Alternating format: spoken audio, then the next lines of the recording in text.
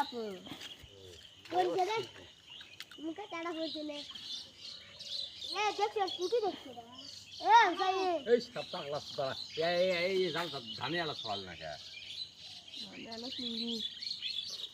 কোন কইছে না আরে না চিংড়ি এই জাল কার এই বলো মাছ বলো ওটা মাছ পড়বে ওই মাছ পড়বে এক বছর খসলে বসা আপর বানা লাও জাল দুই রে হেজার বলে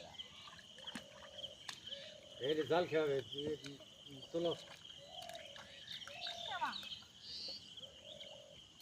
এ যেটা খোঁজানো যাবে তা এটা লাগতেছে